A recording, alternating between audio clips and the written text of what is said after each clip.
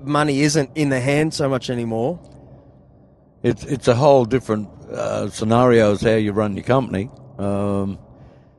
because our business is based around cash flow. It's we don't have 30-day accounts or anything like that. It's a pay-as-you-go type business. So consequently, other companies look at our business as very inviting because the daily cash flow, as opposed to 30 days, 40 days, 50 days, whatever, which most accounts end up at.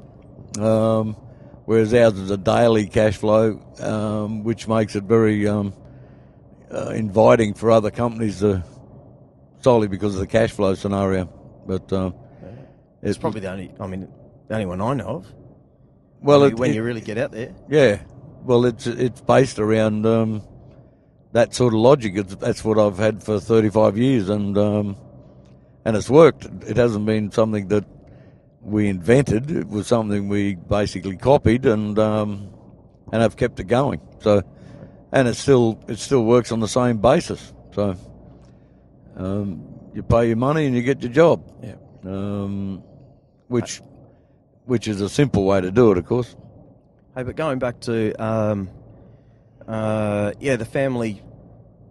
My aunties and uncles, they all worked hard and they built big businesses. But you didn't come from money. No, we were very poor. Yeah, but that's sure got something to do with the. Well, I think you have. Well, for me, everything's based around a business plan. I put together a business plan originally the first one was about 1983. That was a company called Tri-Steel. I sold Tri-Steel in 88.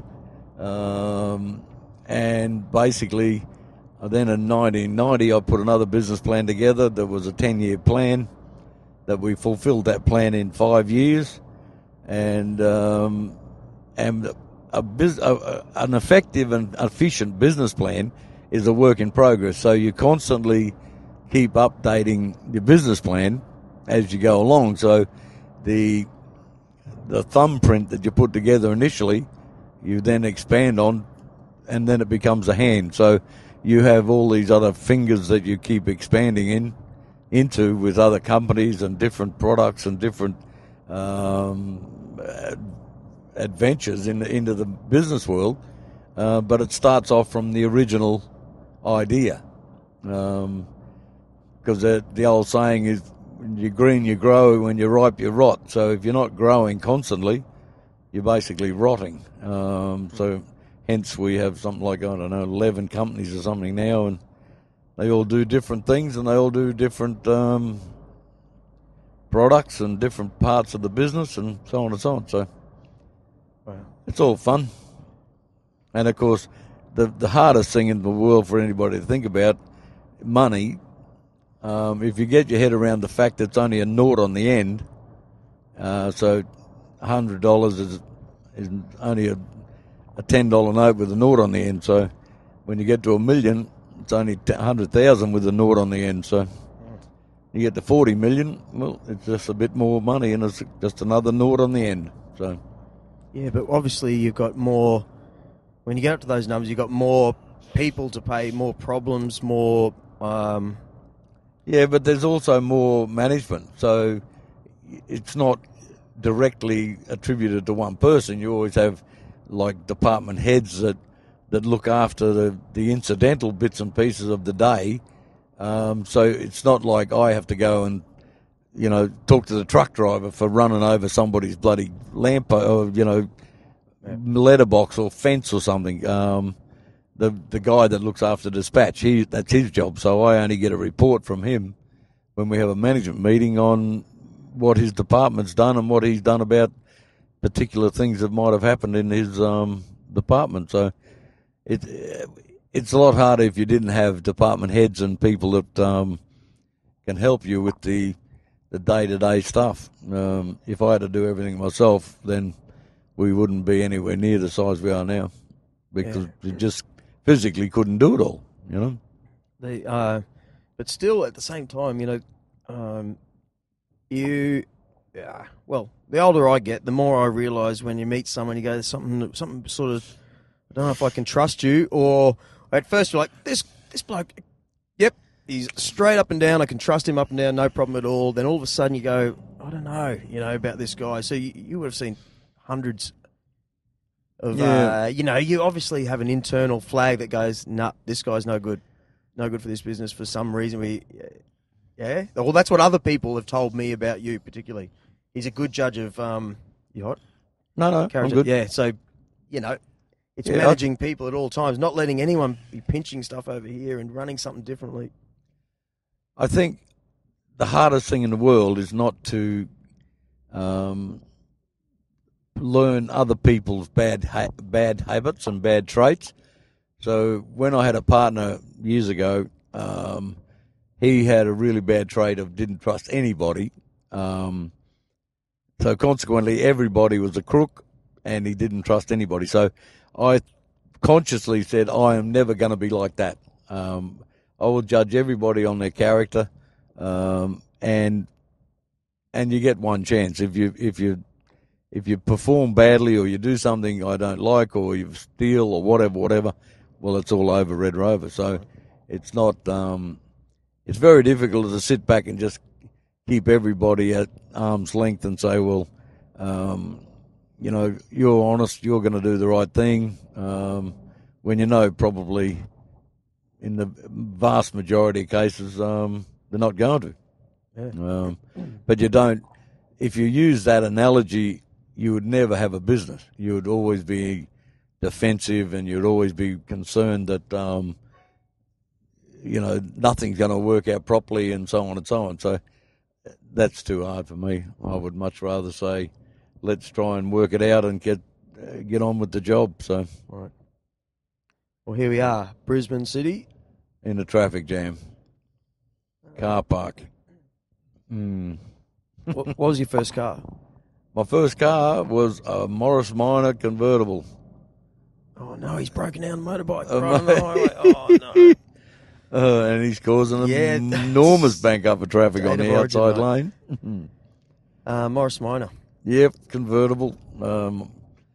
I think it cost £75, and you'd have to put. It was a rag top thing, and you had to put a raincoat on when it was raining because it leaked that bad. The roof didn't keep any water out. Oh, I'll make the motorbike going now. Wow. So then it cracked the head a few times, and it was that bad I couldn't drive it down the road without about 40 gallons of water in the back, constantly filling up the motor. And then I bought a Wolseley, a 450 Wolseley, which was okay, but what bloody English pile of junk. You couldn't. The gear shift was a four on the tree, but there was no notching for it to select first, second, third, fourth. You had to just sort of guess where. Right. When you went from second to third, if you got it wrong, well, then it would just. Wow. And of course, I think I broke 3 gearboxes like that. It'd just blow the gearbox to bits. So I spent a bit of time learning how to work on cars and rebuilding things, and I bought an FJ and had to rebuild the engine in that, because in those days I didn't have enough money to do anything. So I had to learn how to build motors, and it really isn't all that technical, but Well, here's the other one then, right? So all this time, 35 years of building sheds, you still managed to keep a balance with doing things that you liked, like racing at the Speedway. So I remember being a kid taking me to see the solos at Brisbane Speedway, and I was like, yeah. And then the next minute, I think they built Archerfield Speedway in the early 80s? I built 71. Late 70s? 70, or something. Yeah. And then next minute you had a Chrysler Royal Bomber. Yeah. But all this time you were working, and then building race cars, working race cars, and it sort of hasn't stopped. There's a fire inside you, sort of thing. That Well, see, I have a dreadful thing that it's almost like a disease. It's called boredom, and I hate it. I go out of my way to do anything not to be bored. So that's pretty much why I constantly have something on the go, whether it's working on my boat or modifying things in my shed or whatever. It's all to do with not being bored. I can never remember a time where I just went down and sat on the beach and looked at the waves. No, I've never done that in my life. There's always a reason why I got to be there. It's either we're going there for a family function or a barbecue or whatever. But for me to go and sit and look at the beach ain't happening. Right. Same as even when I'm on my boat, I have to be fishing or going somewhere or doing something or washing it or cleaning it or whatever. Yep. And it's all to do with being bored. Did I just take a wrong turn?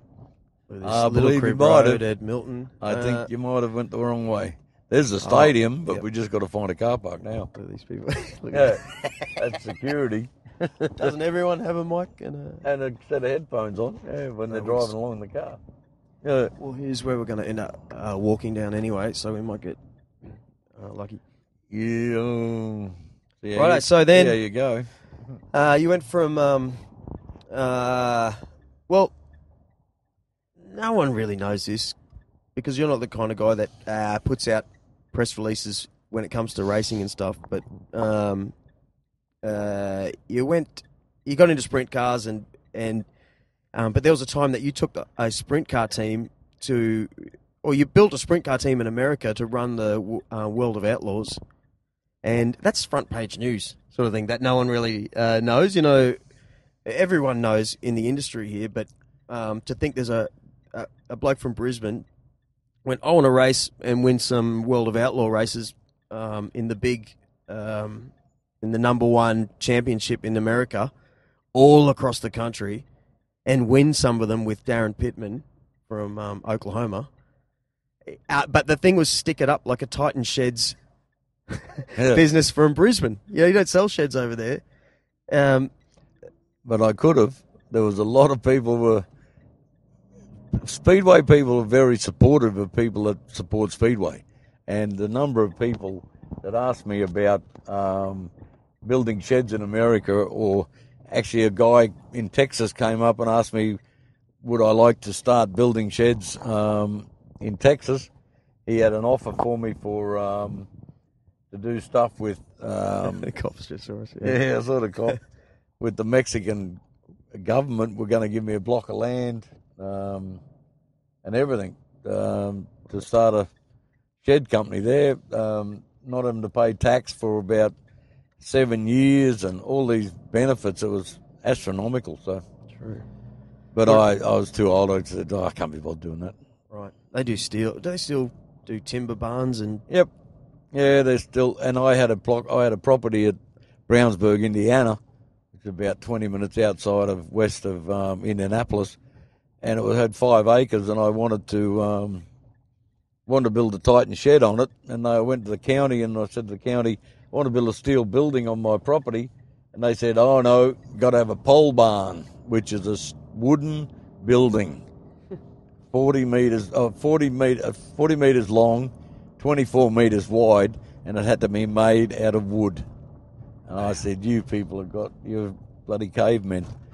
You know? Well, have a think. Well, they have tornadoes. 50 or 60 years ago to put a man on the moon, and they still got to have a wooden building? You got to be kidding. But they still go down the river and bash their clothes with rocks. They've got to get modern somewhere, but...